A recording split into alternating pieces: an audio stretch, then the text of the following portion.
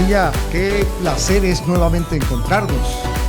Médico, siempre tenemos nosotros en nuestros encuentros personales la frase de ser felices y venirnos a divertir aquí. Esa es la vida, básicamente. Qué bueno, es una grata oportunidad de encontrarnos nuevamente en esta cita de Inmediato Walk, un formato internacional creado para toda nuestra audiencia, para orientar a la opinión pública.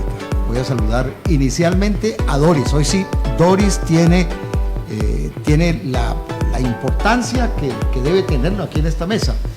Doris, muy buenos días. ¿Cómo le ha ido? O buenos días en cualquier lugar del mundo donde vean esta señal. Así es, bueno, muy buenos días para todos, para nuestro equipo de trabajo, para toda la audiencia que en este momento nos acompaña. Un feliz sábado para todos. Pues contarte muy especialmente que me siento muy feliz, me siento muy orgullosa de poder compartir con ustedes este importante espacio de todos los sábados. Se le nota, médico. ¿Y usted cómo ha pasado?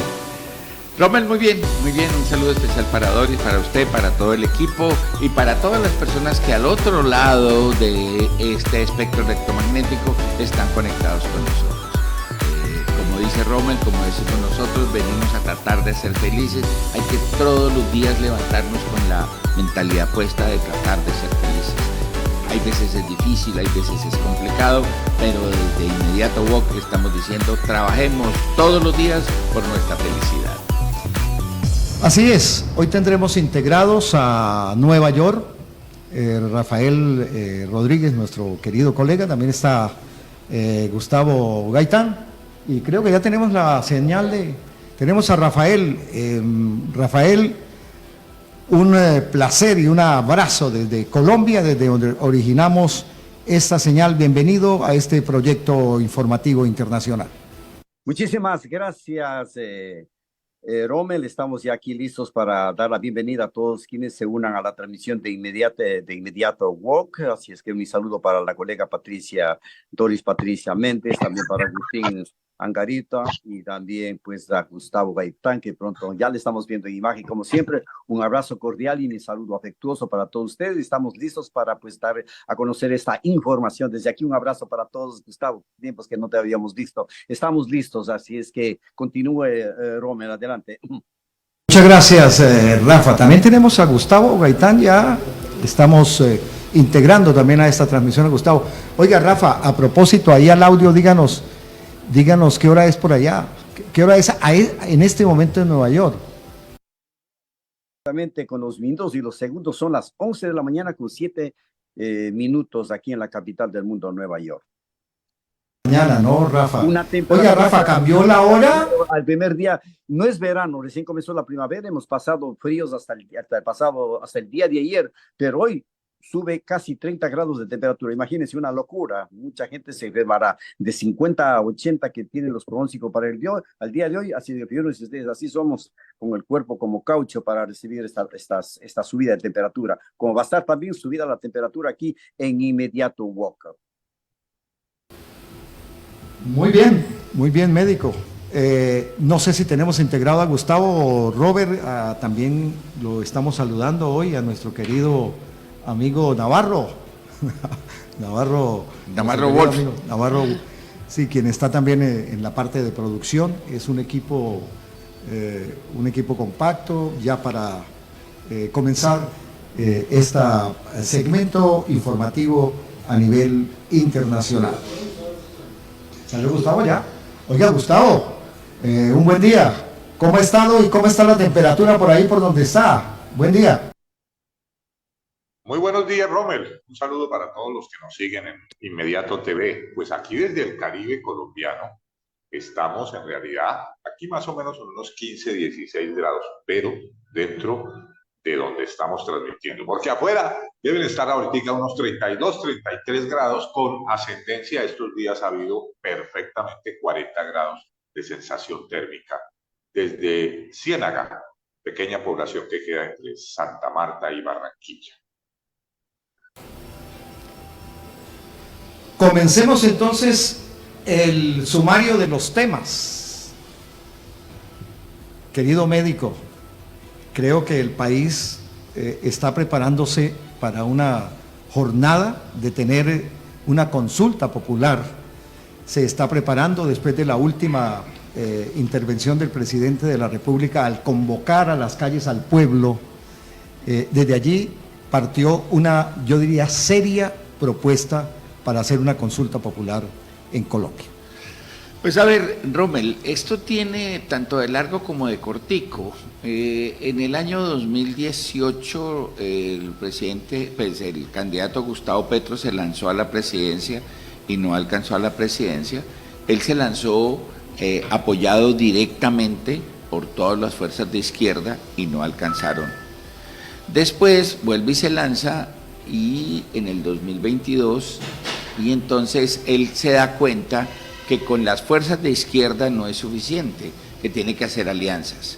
Llega al poder con esas alianzas y en esas alianzas personal técnico muy importante, personal muy capaz, como el ministro de Hacienda, el doctor Ocampo, como la ministra Cecilia López, ministra de Agricultura, y otras personalidades muy importantes, llega al poder, pero no llega al poder con una propuesta de izquierda. Y entonces personalidades como el doctor Gaviria comienzan a hacer por dentro del gobierno oposición. Pero eso es una parte. La parte más complicada es que él no tenía mayorías en el Congreso. Es decir, logró con acuerdos por la habilidad de Roy Barreras hacer unos acuerdos importantes, por lo menos en Cámara, pero en el Senado ha sido muy difícil y la mayoría ha sido cerrada.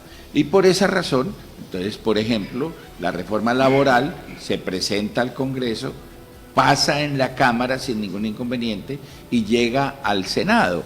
Al llegar al Senado, sin leerla, sin estudiarla, sin ninguna otra pretensión, deciden hundirla. El presidente entonces comienza a decir, ahí saca un argumento que puede ser válido, puede ser discutible, dice, a mí me respaldan 11 millones de personas, yo hice campaña prometiendo estas transformaciones, yo hice campaña diciendo que iba a hacer estas reformas y aquí las están hundiendo. Entonces dice, esto no tiene razón de ser, y entonces dice, bueno, si el Congreso no quiere, pues vamos a preguntarle al pueblo, y por esa razón es el origen, por lo menos político e ideológico, de esta consulta. Con un argumento que vale la pena. La consulta es legítima desde el punto de vista constitucional.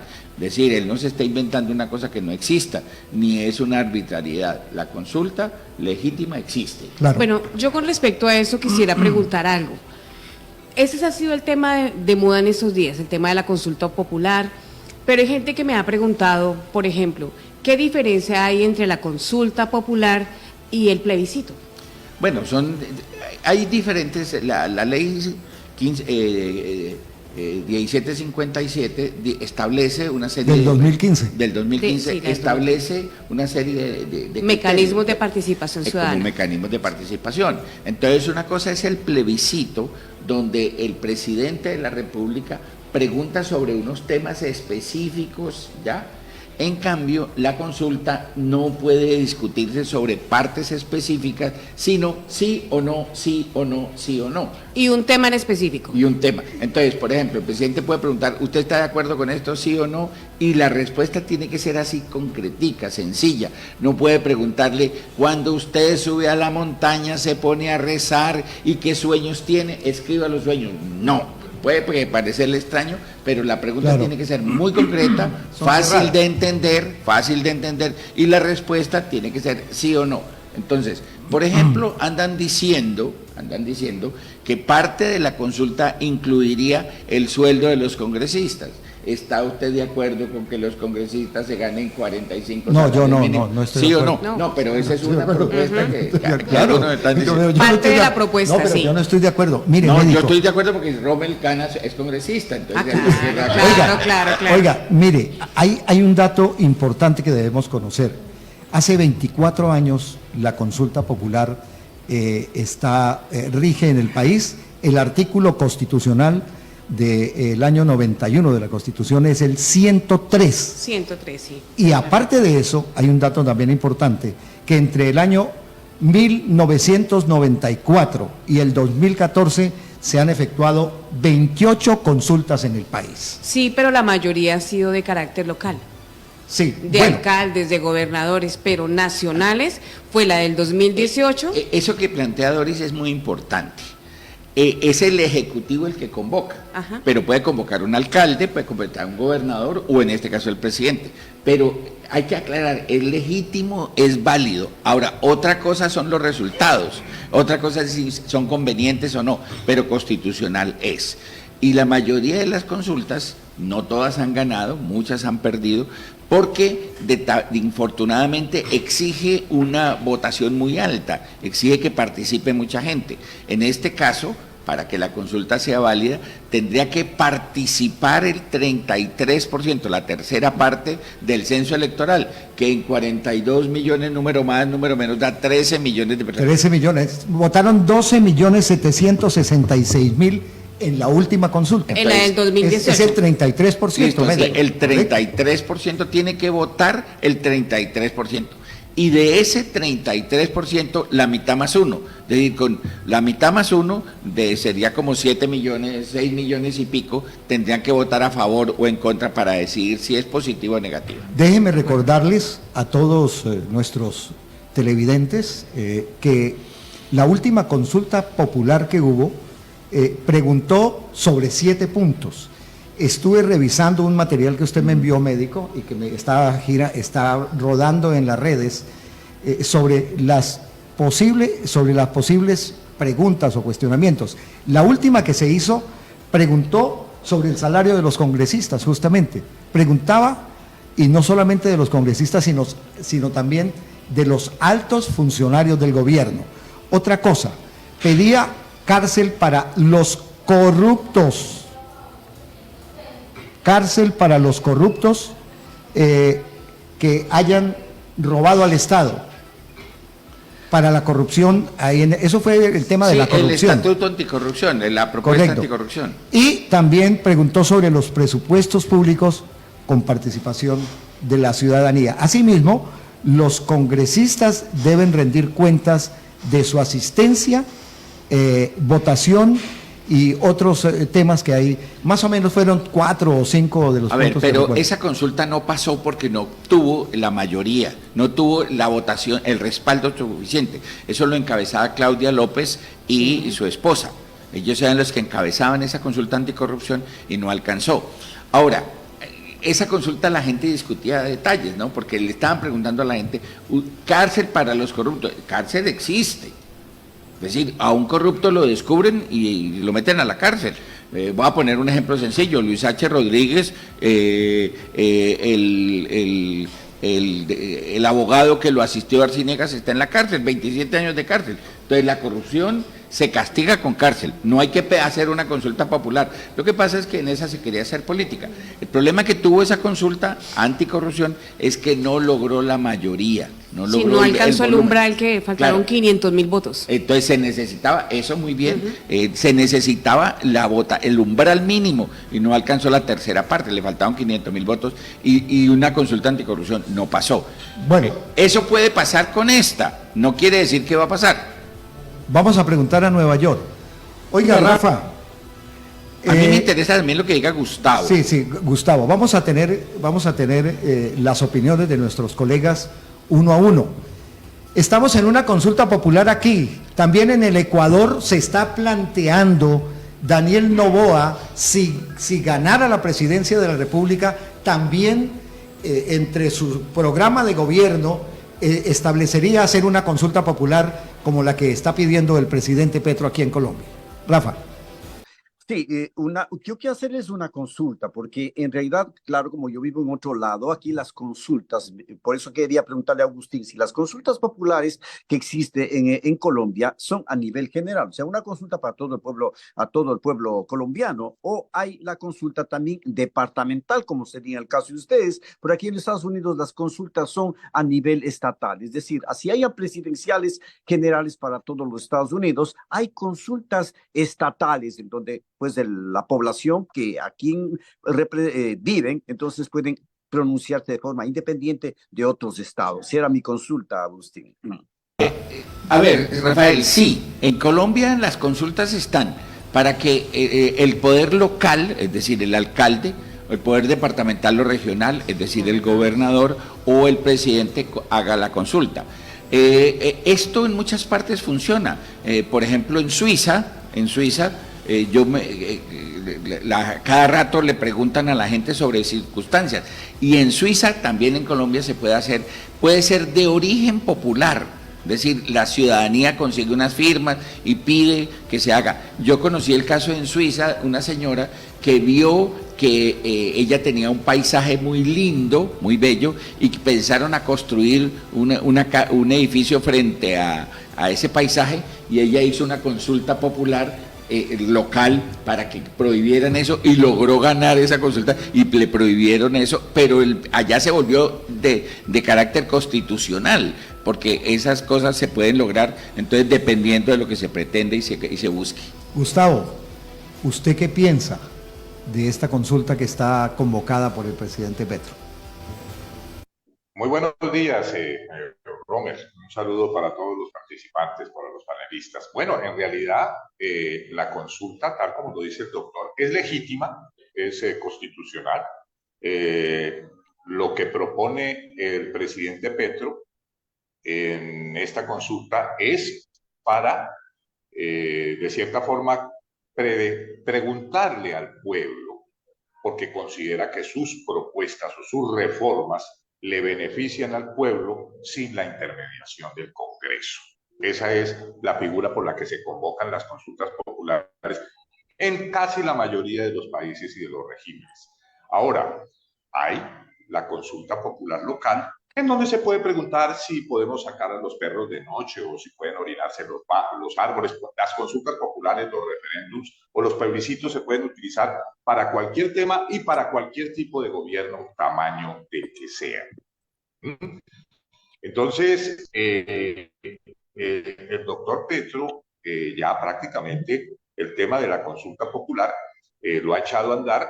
Faltaría, en primer lugar, pues la autorización de las Cortes a el cuestionario y las preguntas que se elaboren. Y prácticamente lo que está haciendo el gobierno del presidente Petro es poner toda la carne en el asador. Es la última jugada, es su última carta, es el sí o el no a sus reformas. A mi manera de ver, es un movimiento equivocado, que está tratando, primero que todo, está poniendo en peligro una vez más su popularidad dentro del país, y segundo, está empeñando de esta manera a un futuro gobierno que pueda tener de izquierda Colombia, porque ya lo deja con una camisa de fuerza. Usted tiene que hacer esto y esto, y probablemente, tal como va la cosa, la consulta popular esté muy cerca en la campaña, es decir, la consulta popular sería un tema de debate electoral, lo cual podría en cierta forma entorpecer la naturaleza de lo que se busca con una consulta popular. Pero si nos vamos al origen de por qué el presidente Petro está convocando a esta consulta popular y por qué el gobierno, o específicamente el parlamento, mejor, se ha opuesto a estas reformas, ha sido porque el gobierno ha demostrado que no tiene una organización política cohesionada. Y esto me refiero específicamente a la última reforma, a la reforma laboral. Una reforma impulsada en primer lugar por una ministra muy brillante, una reforma que cuando uno la ve desde el exterior, habla con gente que no es colombiana y le dice: mire, es que la reforma laboral en Colombia le reconoce a la gente las horas extras desde la hora nocturna desde las 6 de la tarde, porque antes horas nocturnas eran desde las 10 de la noche, la jornada laboral era de 48 horas, o sea, unas cosas tan anacrónicas que hay en el trabajo en Colombia, que es mal remunerado, es excesivo, ¿no? Que inclusive nos ha dado la fama a los colombianos de que somos sumamente trabajadores y todo eso, porque somos excesivamente explotados, ¿no? Pero era una reforma con una bondad extraordinaria para los trabajadores. Se cayó. ¿Y por qué se cayó? Porque siempre las reformas laborales los cambios laborales en Colombia se han hecho a través y a espaldas de los obreros, de los trabajadores. El salario mínimo, ¿quiénes lo concertan? No son sindicatos en Colombia, son los partidos políticos. Hasta el Partido Conservador negocia el salario mínimo. Los sindicatos no son sino para hacer huelga, de tal manera de que un partido político que viene a proponer una reforma laboral, ¿no? Un pacto, como es el pacto histórico entre varios partidos políticos, y se la tumban en el Congreso de la manera como se la tumbaron. Pues yo no sé si realmente a través de una consulta popular sea la salvación de una reforma de este calibre. Y digo, es que ese es el origen de la consulta popular. Pero yo ahorita estoy escuchando que en la consulta popular se van a preguntar una cantidad de cosas, como los sueldos de los congresistas o esta cosa, lo cual demuestra que en realidad la consulta puede terminar siendo un plebiscito en donde la gente seguramente tendrá que votar sí o no en contra del gobierno.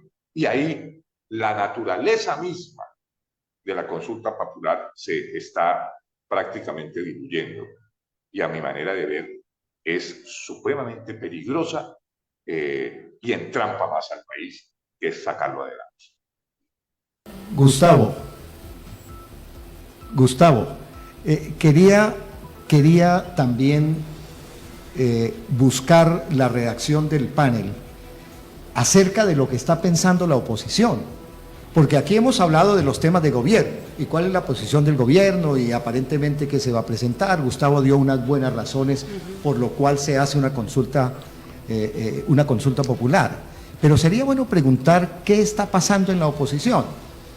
¿Cuál es el pensamiento, para no hablar de un partido u otro, sino del grupo opositor del gobierno nacional médico?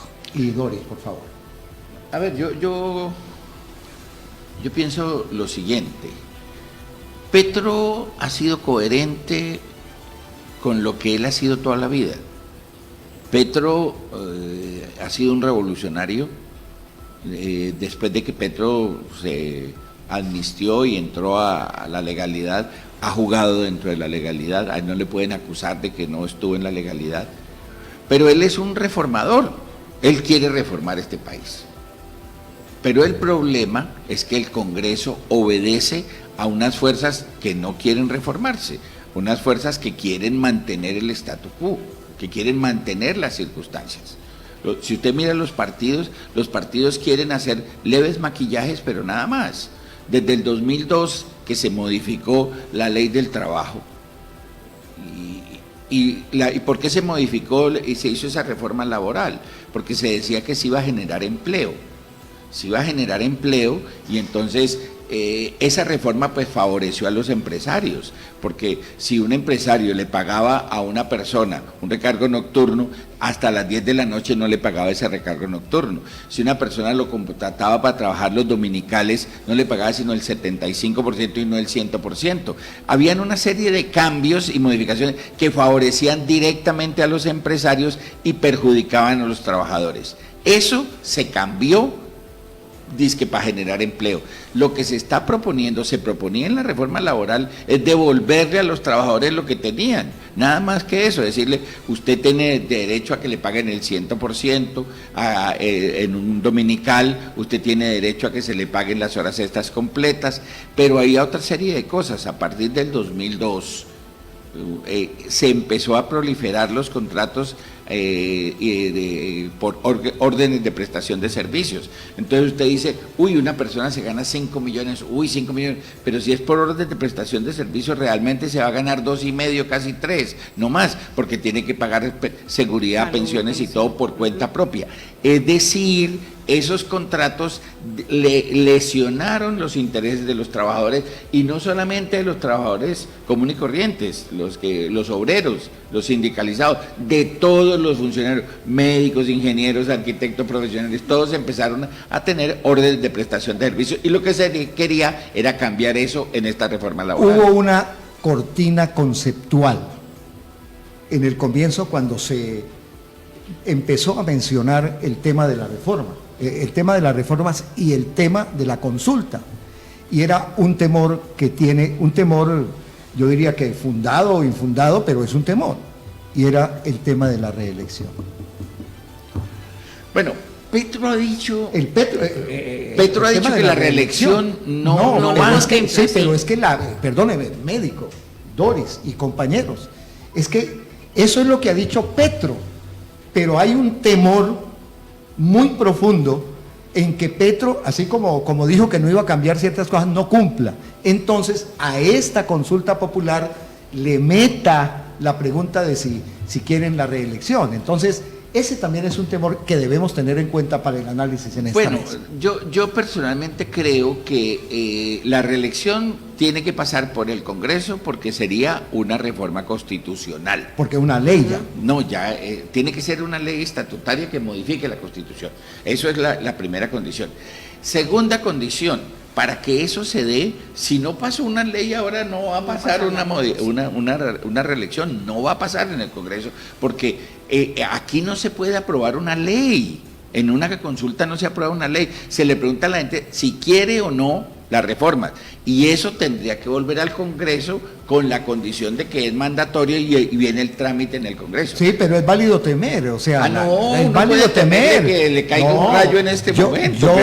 Yo oí declaraciones muy fuertes de los opositores, por ejemplo, Paloma Valencia, todos los opositores del gobierno diciendo que eso quería Petro hacerlo, y hay que mencionar la oposición, porque este formato que tenemos es un formato pluralista, que le permite la conceptualización y la aceptación de conceptos a cualquier persona. Estoy de acuerdo, Romero, estoy de acuerdo. A ver, yo estoy de acuerdo.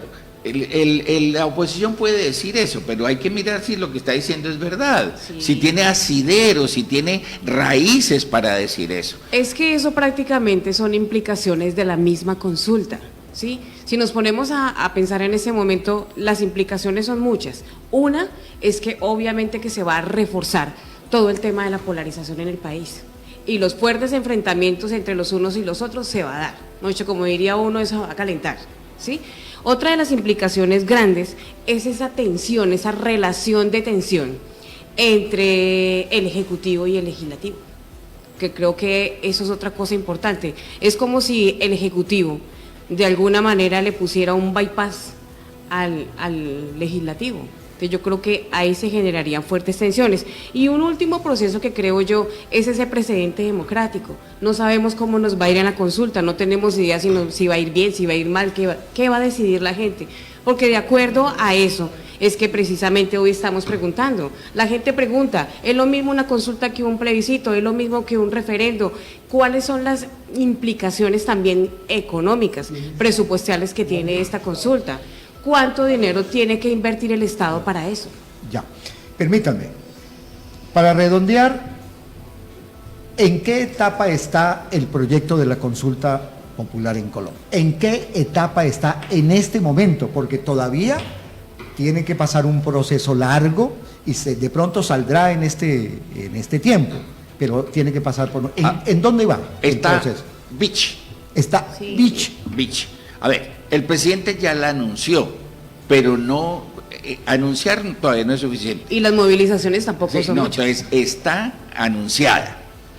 El presidente tiene que anunciarlo mediante un decreto, y ese decreto tiene que salir con las preguntas. Esas preguntas todavía nadie las conoce. Unos dicen que va a preguntar, otros dicen que... pero todavía las preguntas no están hechas. En redes sociales ya existe una temática. Pero a ver, en las redes sociales tú puedes escribir a nombre de Petro y decir... Yo soy oficialmente, oficialmente el presidente no ha presentado el decreto. Es que hubo esa reacción a la consulta popular, se presentó después del 12, cuando él convocó a la ciudadanía a las movilizaciones. Pero, a ver, entonces, los actos administrativos tienen que ser legales y necesitan un decreto presidencial. Ese no ha salido. No ha salido. O sea, el proceso está biche todavía. Está biche, todavía no ha salido. Ahora, el presidente dice que va porque va. Entonces, eso hay que creerle. Pero todavía tiene tiempos. Entonces, el presidente tiene que sacar el decreto presidencial y diga, convoco el presidente de la República en uso de su facultad, convoca a una consulta popular, con este articulado de preguntas. ¿Listo? Y sale eso. Eso, una vez que lo saca, tiene que ir al Senado. El Senado tiene un mes para evaluar eso y aprobarlo o no. Es decir, el Senado puede decir que no va. Ya Vargas Lleras salió a decir que no lo iban a aprobar. Claro. ¿Listo? Pero va al Senado. Ahora, el Senado se enfrentaría a una circunstancia muy complicada de negar la consulta, porque eso le implicaría problemas de carácter político hacia futuro, pero eso lo estudiaría el Senado. Una vez que se apruebe el Senado, debería pasar a la Corte. La Corte ya dijo que no. La Corte Constitucional dijo que no se iba a pronunciar con la constitucionalidad previa de las preguntas, que van las preguntas y ya después de que se apruebe o se impruebe, se apruebe o no, la Corte estudiará la legalidad o no de eso. Pero entonces, implicaría por lo menos un mes que gastaría el Senado en estudiarla y de ahí habría 3 meses para convocarse. Es decir, pongamos que entre el 1 de abril el martes, entonces se comería todo abril. Más 3 meses más. Más 3 meses más, entonces mayo, junio, julio, más o menos en agosto estaríamos votando la consulta. Correcto. Pero eso implicaría pues que hay que crear comités, el comité a favor, el comité en contra. Todo el mundo puede salir a decir que vote a favor o vote en contra o se abstenga, porque abstenerse es otra forma de impedir. Si la gente no sale a votar, pues no se logra el umbral que se necesita, del que hablaba. Lo que pasó con la anterior. O sea, después del concepto de Gustavo, vamos a ver una caricatura que nos pone a pensar, porque este formato admite eso y es un formato, como ya les he dicho, de construcción colectiva. Gustavo, ¿en qué condición cree usted que está el tema de la consulta en Colombia en este momento? Y luego pasamos a la caricatura. Bueno, yo escuchando detenidamente lo que están conversando, pues la verdad, todavía el presidente Petro se puede echar para atrás.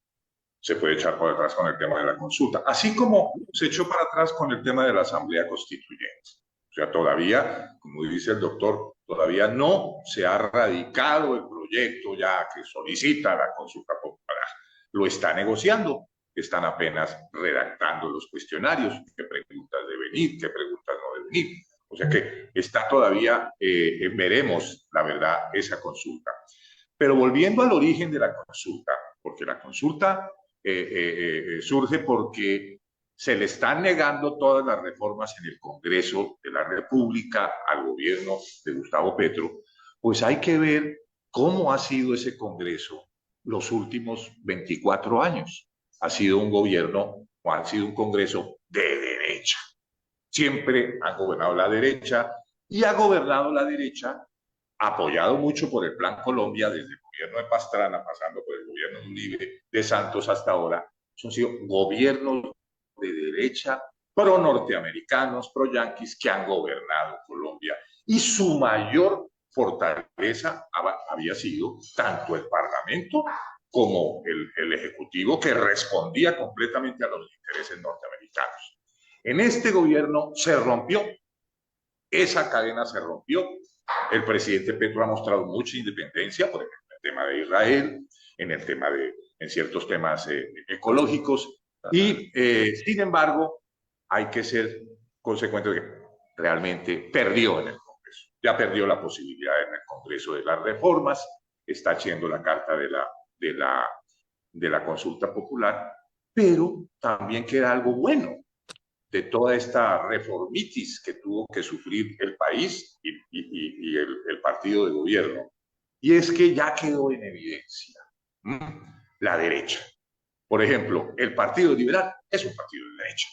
El partido de Vargas Lleras es un partido de derecha, ¿no? El Partido Liberal, la U, el señor Fernando Santos es un hombre de derecha, hacia la derecha o hacia el centro, y queda en la izquierda ubicado fundamentalmente este espectro de minúsculos partidos de izquierda liderados por Colombia Humana, por el Polo Democrático Alternativo, por el mismo Partido Comunista, la UP, todos estos grupos que constituyen hoy en día la izquierda. Podríamos decir que en ese panorama quedó claro en qué lado está cada cual. Por eso yo pienso que el futuro probablemente de Colombia va a estar apuntando hacia el centro, que parece ser el que todavía no ha gobernado. Entonces, en el tema, hay muchas cosas en el tema de la consulta popular que todavía se van a debatir y que probablemente pongan en evidencia muchas cosas. Realmente, sobre el tema de la consulta popular, hay mucha tela todavía que cortar. Muy bien. Gustavo,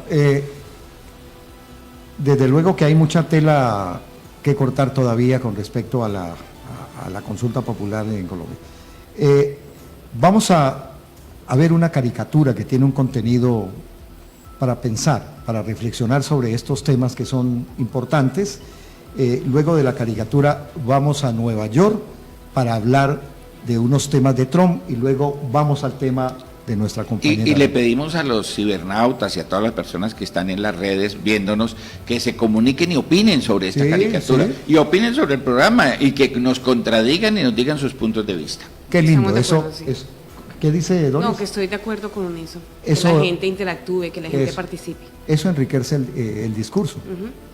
Porque las narrativas que tenemos aquí cada uno no son palabra de Dios. O sea, es bueno debatir porque así uno aprende y uno respeta también al opositor. No es enemigo, el opositor o el oponente o el contrario, porque también el lenguaje hay que moderarlo, médico. Entonces, y es decir, no estamos de acuerdo con las ideas, no con las personas. Así es. Entonces, respetamos a las personas, pero contradecimos las ideas. Veamos la caricatura.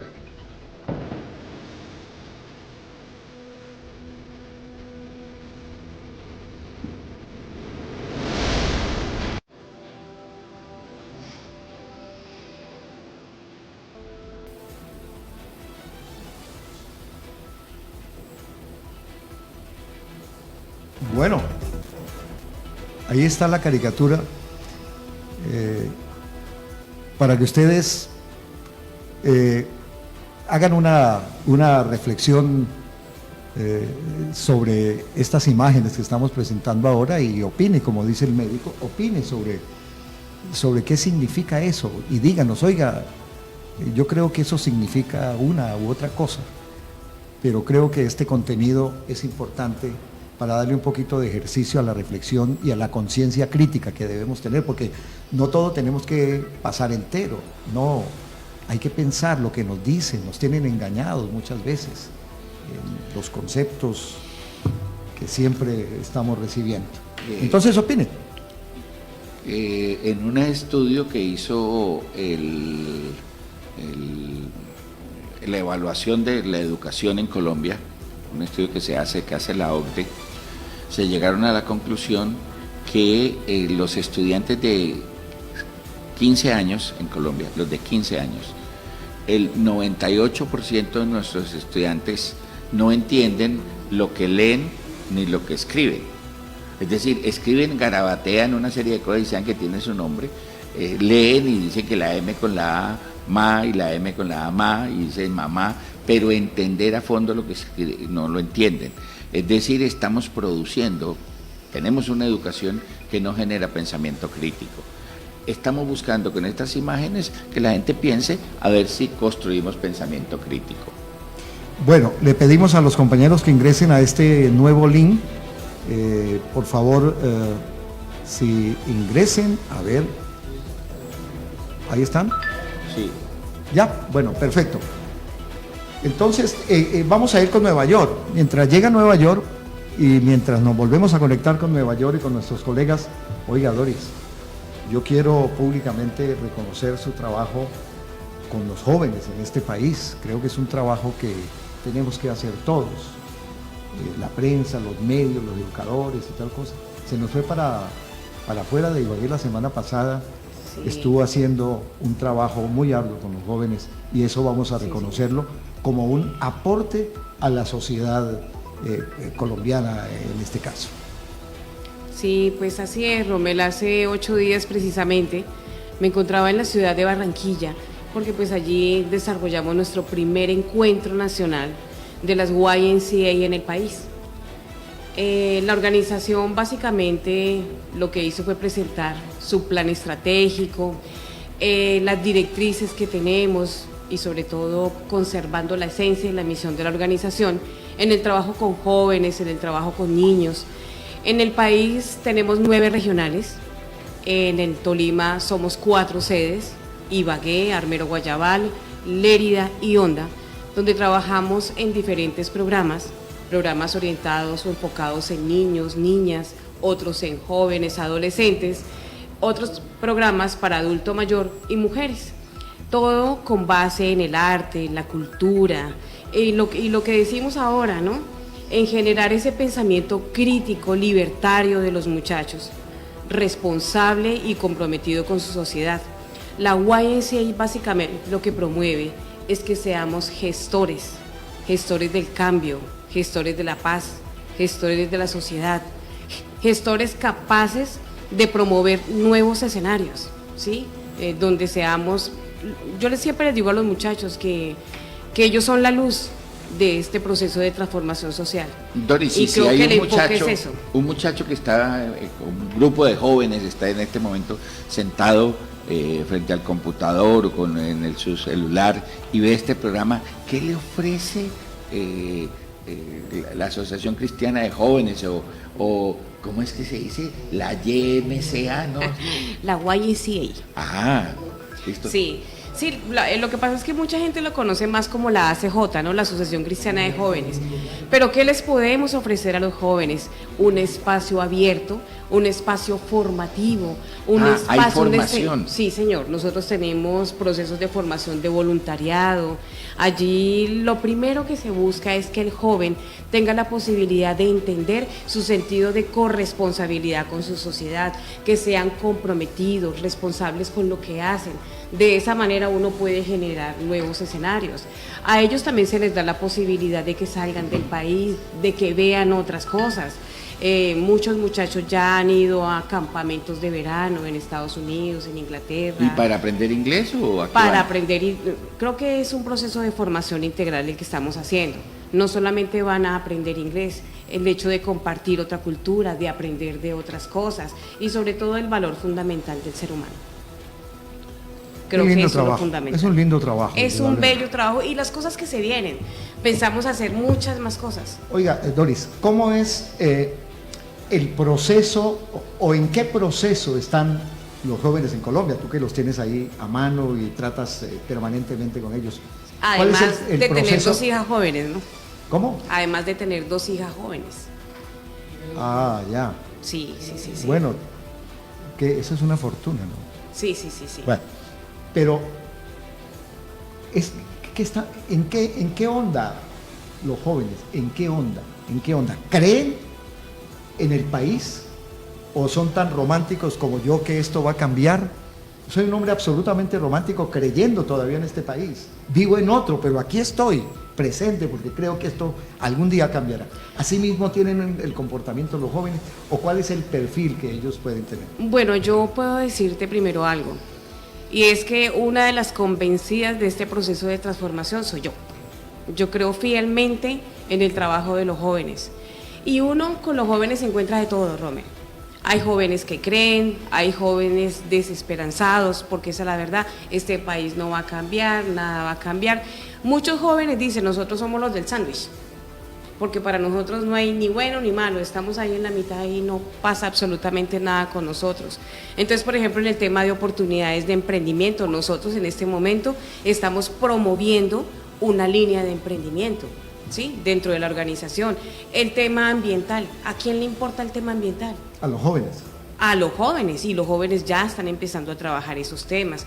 El entender que la sociedad no somos un grupo pequeño de personas, sino que somos un grupo grande de seres humanos que desean cambiar, transformar, de pensar distinto, porque yo creo que el primer ejercicio es empezar a pensar distinto y pensar que sí somos capaces, y yo creo que todos los procesos de transformación y de formación que se vienen dando en la organización es precisamente para eso, para que tengamos una visión distinta, de que sí podemos en lo económico, de que sí podemos en el tema de emprendimiento, de que sí podemos en el tema vocacional, porque eso es lo otro. Hoy día, por ejemplo, las universidades tienen matrícula cero, para que los jóvenes estudien y muchos no quieren estudiar. Y uno dice, ¿por qué los muchachos teniendo la oportunidad de estudiar no estudian? Entonces, ¿por qué otros sí quieren la oportunidad de ejercer un emprendimiento? Pero ¿por qué otros tienen la visión de querer irse del país y no hacer nada por su propio país. Yo creo que ahí está la tarea fundamental. Rommel, hay una serie en Netflix que se llama Adolescencia, que es muy interesante porque hace un enfoque distinto. Ahorita nosotros le echamos la culpa a los jóvenes, no es que los jóvenes no están ni ahí, dicen los chilenos. Los jóvenes no quieren estudiar, los jóvenes no quieren, los jóvenes no pueden, y siempre la culpa son los jóvenes. En esta película, en esta serie que hay en Netflix, la reflexión cambia y la pregunta es la misma que se hizo un profesor en la Universidad Nacional. En la Universidad Nacional una muchacha se suicidó. Y entonces todo el mundo empezó, ay, seguramente la acosaban, seguramente la pellizcaban. Y dijo el profesor, nos equivocamos todos. Y él se preguntó, ¿en qué fallé yo como docente que esta niña no tuvo el acompañamiento necesario para suicidarse? Entonces, ¿qué está pasando con la sociedad? ¿Qué está pasando con todos que estamos permitiendo que nuestra juventud se pierda y se embolate? Esto es una responsabilidad de todos y me parece muy interesante lo que está haciendo la YMCA, porque precisamente si hacemos un trabajo mancomunado como sociedad, le podemos ofrecer todas las oportunidades y espacios que necesitan nuestros jóvenes. Muchas gracias, Doris, muy amable. Y pues yo aprovecho... y este espacio es para eso, para promover ese tipo de trabajo social que tenemos que seguir haciendo. Claro, Rommel, y yo aprovecho la oportunidad pues para invitar a todos los jóvenes que en este momento se encuentren en nuestro departamento del Tolima o en cualquier regional del país, para que se acerquen a nosotros. Realmente queremos sumar, ¿sí? Sumar, que se acerquen los muchachos y puedan disfrutar de todo lo que estamos haciendo. Invitar también a las fuerzas vivas, a los actores sociales que quieran aunar esfuerzos con nosotros y de verdad pensar en transformar nuestro país. Muchas gracias. Van a ser las 12 en Nueva York. Van a ser las 12 en Nueva York. Son las 11:51. Rafa, la ley Parole o Parole. Rafa, van a salir en la próxima semana, en estas próximas semanas, por lo menos 500,000 migrantes que tenían una condición prácticamente legalizada y autorizada por el gobierno de los Estados Unidos. ¿Qué hay en las calles de Nueva York en este momento? ¿Cómo es el movimiento productivo de Nueva York? Yo, cuando nos conocimos ahí en el Bronx y me daba cuenta que realmente hay mucha pobreza y mucha dificultad en los migrantes y en la gente que vamos allá para hacer el sueño americano. Yo creí que tú no ibas sino a Wall Street, pero bueno, va al Bronx. Bueno. No, hay que ir al Bronx, no, ahí es donde está no, porque, bueno, cuando uno de pronto tiene, ¿qué te digo?, otra visión del mundo, pues uno se va para Wall Street, pero aquí es ir al Bronx. ¿Qué está pasando en el Bronx? Rafa, ¿qué hubo, Rafa? Diga. Sí, bueno, sí, en primer lugar, era la situación sumamente complicada para los migrantes, especialmente para aquellos que tenían esperanza que a través de las aplicaciones que lo propuso o estaban en vigencia con el presidente Joe Biden se terminaron, como es el CP1. Eso prácticamente como el presidente Donald Trump se terminaron absolutamente todos y pues es un convenio con el gobierno de México para que el programa de regreso a casa, lo que se espere en la frontera con México, los que pidieron asilo político definitivamente esperen ahí. Definitivamente la situación esto se ha complicado al punto de que pues dentro de la política migratoria que planteó y propuso desde el tiempo de campaña el actual presidente Donald Trump pues manifestó de que iba a cortar precisamente toda esta venida y llegada de personas que no tenían legalidad aquí o no van a tener legalidad aquí en Estados Unidos. Y eso le ha dado un éxito en ese sentido, diríamos así. Se ha detenido totalmente la venida de migrantes al punto de que ahora los migrantes en realidad no han venido, han mermado considerablemente de un 70, 80 y hasta 90% de personas que ya no están ingresando. Y más aún con las medidas económicas, con las medidas migratorias que son todavía mucho más fuertes, en donde no creo que le vaya a dar resultados. De todas maneras, el presidente Donald Trump ha propuesto mejor ya el deportarse, la autodeportación. Y claro, las personas que han llegado acá, que tienen su familia, las personas que no han podido legalizarse durante estos últimos 20, 30 años, no van a irse definitivamente o tendrán que irse cuando ya la inmigración los encuentre. La situación obviamente es complicada, se ha complicado más con esta administración del presidente Donald Trump, en donde en forma indiscriminada está expulsando a quizá personas que han demostrado muchísimos años, muchas décadas de que han aportado a este país, pero él no considera eso, simplemente tienen que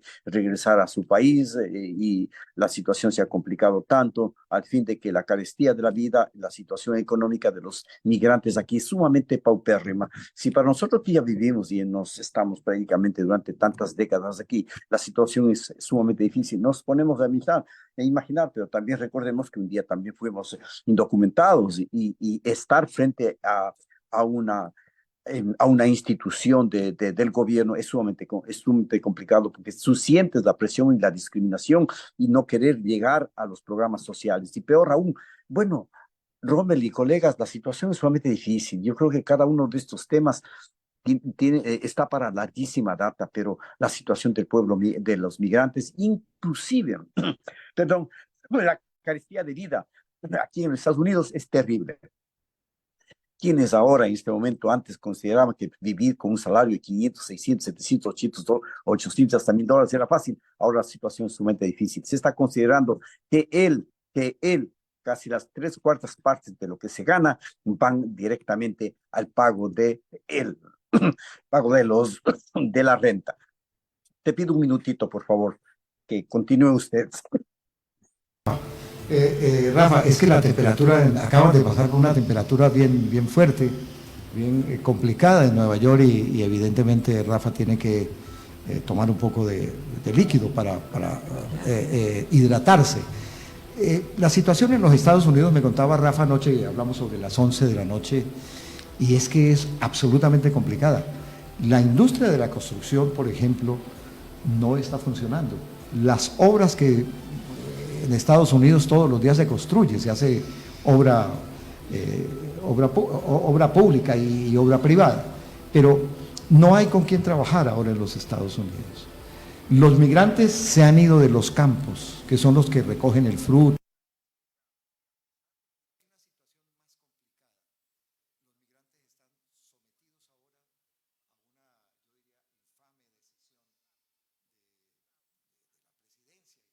Del gobierno de los Estados Unidos, y es el tema de la salud. Hay muchos migrantes que están en este momento con problemas de salud y no tienen acceso a las medicinas. Siga, Rafa, por favor. Sí, les estaba diciendo que la situación es tan complicada, especialmente a pesar de que la ciudad de Nueva York es una ciudad santuario. Sin embargo, hay muchas reacciones en contra del actual alcalde de la ciudad de Nueva York, Eric Adams, que se piensa que a través de facilitar los programas que tiene o lo que tiene en mente Donald Trump está facilitando para la deportación de los migrantes de Estados Unidos. Sin embargo, la situación es sumamente complicada ya en el plano general, porque el presidente Donald Trump está atacando áreas sumamente sensibles y que no podría de ninguna manera, le va a llevar en realidad a una situación en donde vivir en la ciudad de Nueva York prácticamente para un migrante va a ser sumamente difícil. Miren ustedes, está pensando desaparecer el Departamento de Educación a nivel nacional. ¿Qué implica esto? O él está manifestando de que la ayuda federal, por ejemplo, que tienen cada uno, la federal que tiene cada uno de los estados es primordial, porque a base de la ayuda federal se pueden llevar a cabo diferentes programas que van directamente a la clase trabajadora, a la clase pobre, a la clase migrante. Él está pensando eliminar esa ayuda federal, lo que quiere decir que toda la carga les daría a los gobiernos estatales. Sí, él dice que cada uno de los estados debe entenderse de su educación y con eso iba a haber una serie de recortes sociales, inclusive educacionales. La situación se ve con un panorama totalmente oscuro aquí en la ciudad de Nueva York. Yo creo que este señor terminará los 4 años y definitivamente no va a dejar un buen legado, porque se ha metido absolutamente con todo el mundo. No estamos hablando solamente de los migrantes, se ha metido en la política internacional, no tiene un horizonte, está mirando, como siempre hemos dicho, dentro del país capitalista, él prácticamente está defendiendo su feudo, enojándose, amenazando, y no solamente amenazando, poniendo en práctica inclusive este tipo de aranceles comerciales con los con los socios de toda su vida, con los que levantan la economía inclusive de Estados Unidos, con México y Canadá, y se ha metido también con la Unión Europea. Y nos dedicamos con China, y cada uno de ellos ha reaccionado, pero ha reaccionado de una manera que va a ser, el impacto lo vamos a recibir nosotros, porque al final de cuentas, por ejemplo, dentro de la industria automotriz, las penalidades que tienen en contra de México con las autopartes que vienen hacia acá a Estados Unidos, ya las grandes compañías como Chrysler y todo lo que producen y la Ford ya llegan no han llegado, las primeras semanas ya no estaban llegando las autopartes aquí a los Estados Unidos, lo cual está paralizando la industria de automotriz aquí en los Estados Unidos. ¿Y qué es lo que va a suceder? Ya se está hablando de que va a haber un alza increíble en los precios de los autos. El que costaba 40 costará 60 y así. Y aquí inclusive los mismos carros usados que mucha de la gente no tiene otra alternativa sino que comprarlos. Va a ver forzados a tener que comprar como si fuera un carro nuevo. Y este pequeño vehículo, así sea usado, es el medio de transporte y el medio de subsistencia de la mayor parte, de la mayoría de estadounidenses. La situación es sumamente... No me quiero imaginar... Rafa, quiero en función de darle un poco de orden a este tema, es que en los siguientes programas vamos a seguir tocando esos temas que son tan fundamentales. Le doy un abrazo, él es el presidente de la Confederación de Periodistas en Nueva York, a la cual me digno pertenecer. Mañana domingo nos veremos, hacemos un informe para los Estados Unidos a las 10 de la mañana, pero un abrazo, mi querido Rafa, muy amable por este aporte a este formato. Y muy interesante la intervención. Muy interesante. Muchas gracias, Rafa. También a Gustavo, que son nuestros compañeros de apoyo, a Isaías en Canadá. Ese es un formato. Muchas gracias, Rafa. Un abrazo para todos ustedes. Estaré siempre a las órdenes para lo que sea. Nos gusta tocar absolutamente todos los temas y será un placer enorme seguirme nutriendo del buen conocimiento y también actualizándome desde el punto donde se encuentra. Un abrazo para todos ustedes, para Doris, para Augusto, para Gustavo y para ti, Rommel. En realidad me siento muy contento de estar con ustedes. Bueno, Gustavo está, ¿lo tenemos a Gustavo ahí? No tenemos a Gustavo, pero lo despedimos. Rápidamente vamos a quitar 5 minutitos, médico, porque hay un tema importante que conversamos ayer. Un minutito. ¿Cómo va la política local? ¿Cómo va el tema de la política local? ¿Cómo se está moviendo? Está caliente la política local. Aquí los enfrentamientos, aquí a nivel nacional está polarizada, aquí localmente está polarizada, regionalmente está polarizada, y entonces lo más seguro es que los diferentes movimientos están apuntando a esa polarización. Cuando estamos hablando de polarización, estamos hablando del barretismo, la fuerza política del barretismo y una fuerza política que irrumpió electoralmente, que se llama el hurtadismo. Ahora, eso no quiere decir que los otros sectores políticos estén muertos, se están moviendo, y en este momento nosotros estamos viendo cómo el barretismo está tratando de reorganizar sus fuerzas para mantener su gobernación, que es la joya de la corona, y el hurtadismo se está tratando de organizar para tratarle de pelear esa joya de la corona. Doris, muchas gracias. Gracias, médico. Vamos con la salida. Oiga, médico, a propósito, rápidamente, a partir del próximo sábado tenemos que hacer algunos ajustes.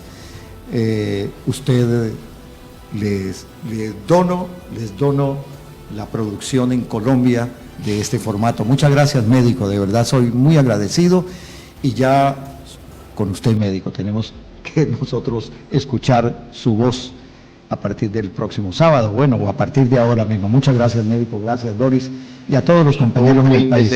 Gracias, Elena, gracias también a Robert, gracias a